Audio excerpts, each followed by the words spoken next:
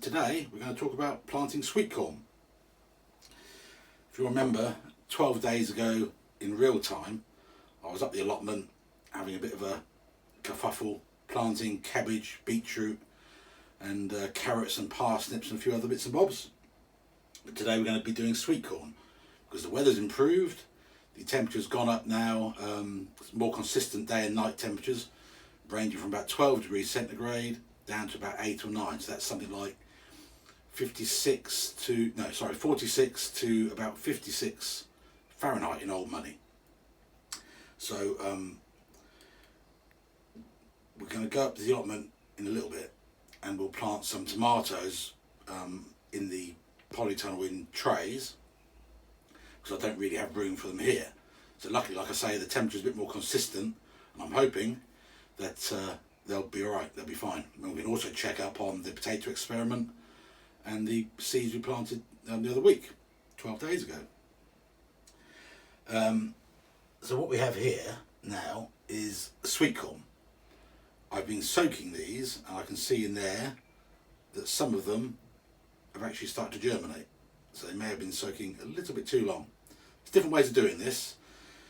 Here in the UK, where it's a bit cooler, we don't really have the nice warm ground like in other parts of the world. Most of us that grow sweet corn on a small scale start them off as little seed starts, as little sort of plug plants. It's just easier to control. We get better germination, well not better germination, but more consistent germination, and the pests, the birds and whatever else, and mice and things can't just dig all our seeds up. Because when you're growing sweet corn, you need to grow it in a block. So it's a grass and it's wind pollinated, and it needs to be in a square so that it's got an even chance of catching the pollen. We'll go through that kind of process a bit later as they grow up.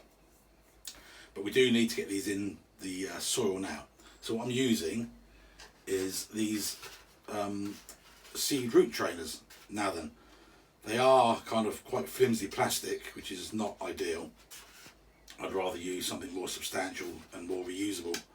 But this is a couple of years old. We've used it a couple of times, so it's not the end of the world. And you can do your own working out on what things are better for the environment. I suspect if you're going to use plastic, you're much better off to use something slightly more robust.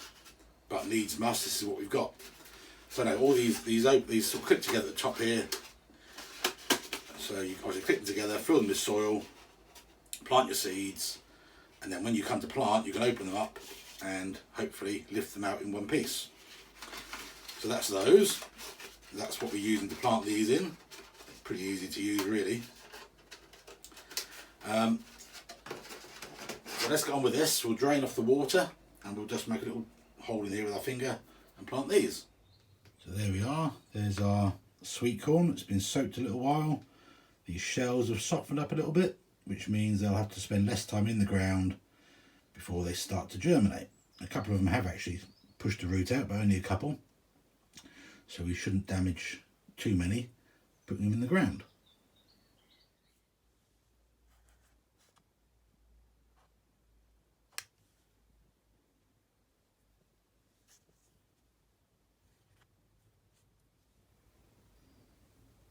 Now there's one that was broken. That will not grow. That was chopped off by the machine.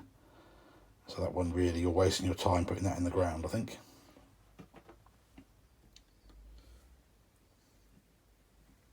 But, yeah, so that's a better one. Just pop it in as best you can.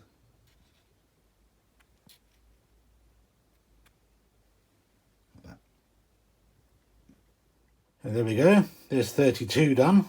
I should just fill up these other trays and then we'll put soil on top and a humidity dome. So I've carefully planted as best I can to give them the best possible chance. Obviously on a commercial massive field, people just wouldn't bother with this amount of care. But I need as many of these to survive as possible. So I've planted them mostly pointy side down, and I'm hoping that they'll sprout and germinate and do good things.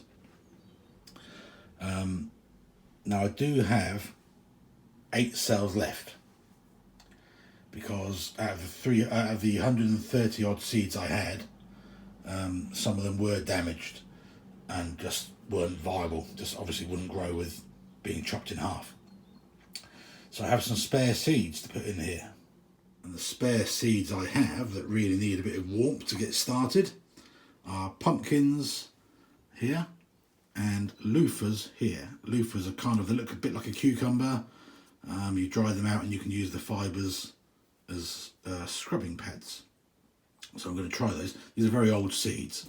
Well, let's see what happens.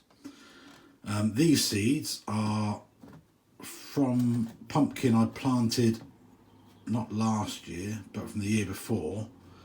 And they're really nice. They're called Invincible, like a blue pumpkin. Really thick flesh, really tasty, lasted in the freezer really well.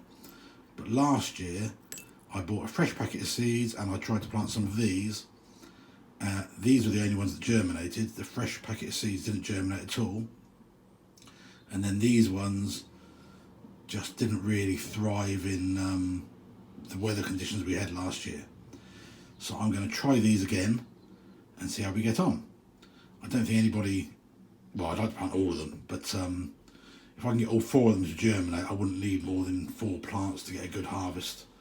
So I'm going to plant 4 of these and 4 of these in those remaining cells. So with pumpkins, it's quite a good idea to sort of plant them sideways, like that, so that they've got the best chance of not rotting. So just push them in, they're quite robust seeds, and as sideways as possible, they should be okay. I'll do the same with these loofah seeds. There you go. Now, these are really nice seeds, I hope they do germinate. It's a terrific pumpkin. So there we go, we've got 4 of those in, and we'll do the same with the loofahs on this side.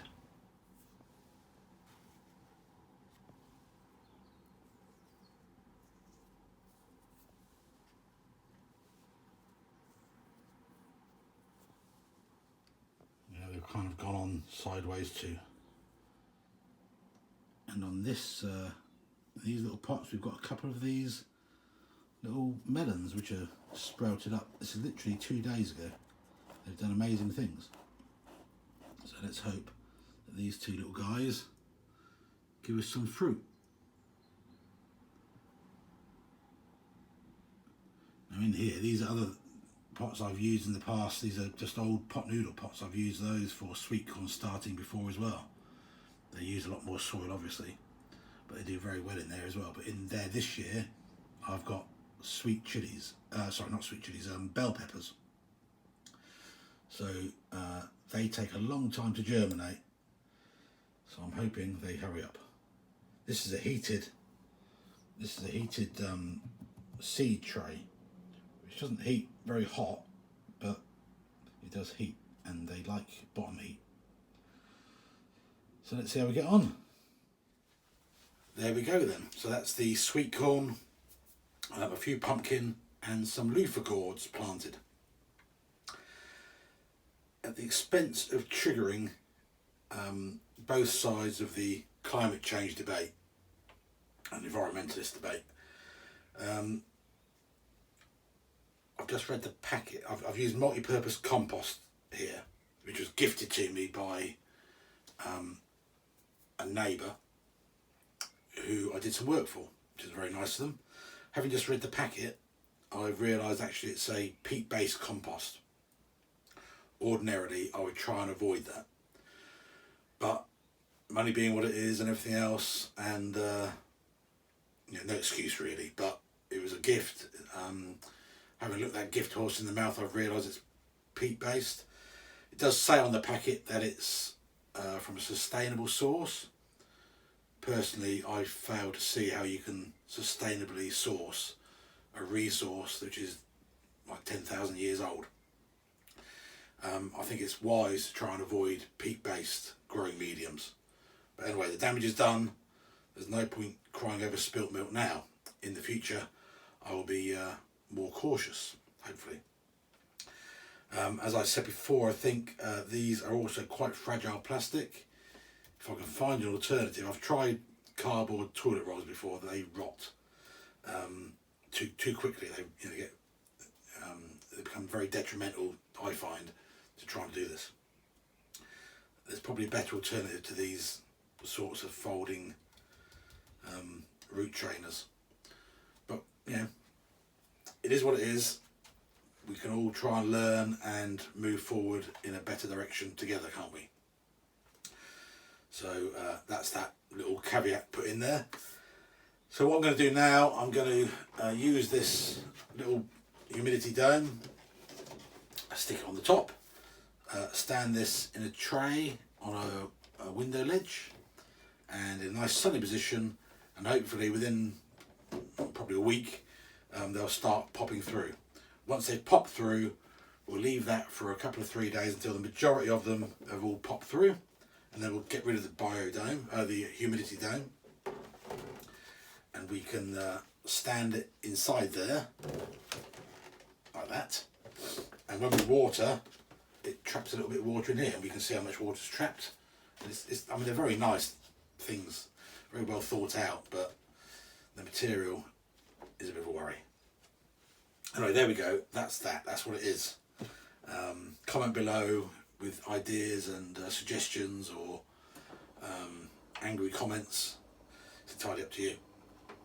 Thank you very much for watching, and let's pop up now to the allotment and we'll actually see how those seeds we planted 12 days ago are doing, and the potatoes.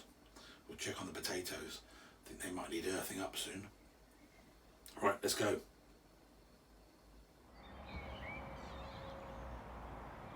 Right, here's a quick potato experiment update. You can see this one here is number 1. This one here is number 12. And it goes 1, 2, 3, 4, 5, 6, etc. I don't have my notebook here again, but that's number 1 is just plain garden soil, I think. Number 2 is plain sifted garden compost. And number 3 is the shop bought very cheap multi-purpose compost. I think that's mostly from council green waste by the look of the contents of it, with the bits of plastic in it. So we can see mostly the ones with no additives whatsoever have done quite well. You can see this one here, which will be number 5, is got a lot of weeds in, and these 3 here, which are all garden soil with various additives, haven't actually sprouted yet. I don't think that really holds much evidence of anything at the moment, but we shall see in a few weeks' time. And anyway, there we go. That's the potatoes updated. Let's go look at the seeds we planted 12 days ago. And here we are in the polytunnel. We can see that the peas in the gutter have begun to sprout, and this tree that I had so much this tray that I had so much trouble planting in the rain the other day, 12 days ago, almost everything has started to sprout. At that far end we've got some white spring onions, alliums and spring onions and things in that family come up kind of bent over to start with. They'll soon be at what they call the crook neck stage, when they begin to straighten up. We'll look at those again in a couple of days. We've got some beetroot. Yeah, this one is beetroot. This one is the tree cabbage. So we've got at least 2 tree cabbages popped up. Beetroot aren't doing too badly. They're mostly 1 per cell. There's a couple that will come up with 2, but mostly 1 per cell, which is good for me. We've got some sort of plain green kohlrabi there. These guys. And we've got some of the purple kohlrabi, which seems to be doing quite well. Although in this cell here, we've got quite a few too many. So that'll have to be thinned out later. And we can see some random spring onions cropping up here. See here, there we are. There we go. That's life. Yeah, so they're doing okay, aren't they? So they seem to be doing okay. I'm going to quickly do another tray of tomatoes in that tray over there. Exactly the same process. Fill it with soil, make a little dibble hole with our finger, plant some tomato seeds in it, and we'll see what comes up. So I won't bore you too much with that. I'll just give you a quick picture of when it's done.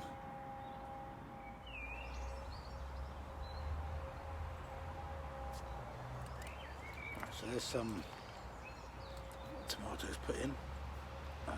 They're all seeds that I saved from last year's crop.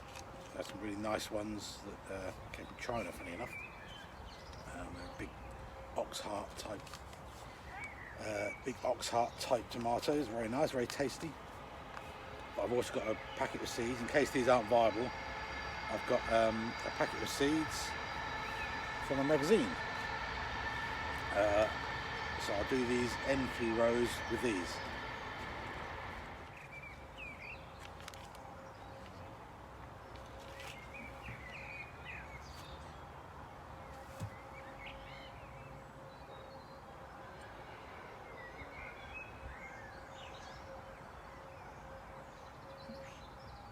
Try and get one seed in each. Okay. Also, what I've deliberately done is left this end empty, so I don't have labels again. So where the tomatoes go to the very end, that's going to be the seeds from the packet. Then there's going to be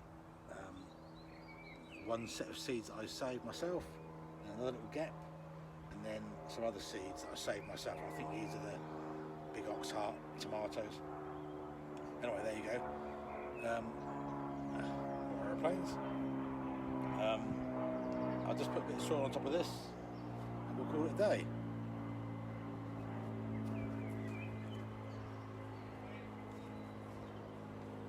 See ya.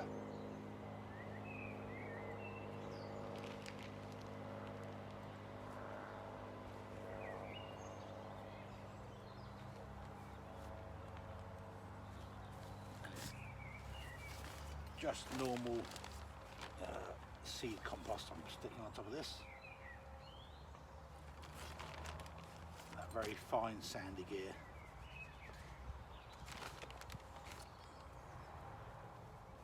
It's nice covering over the top.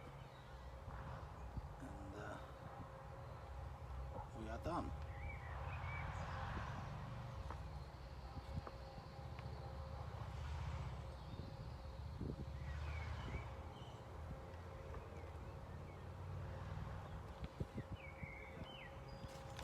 So if you've enjoyed the video and you've watched this far, well done, thank you very much.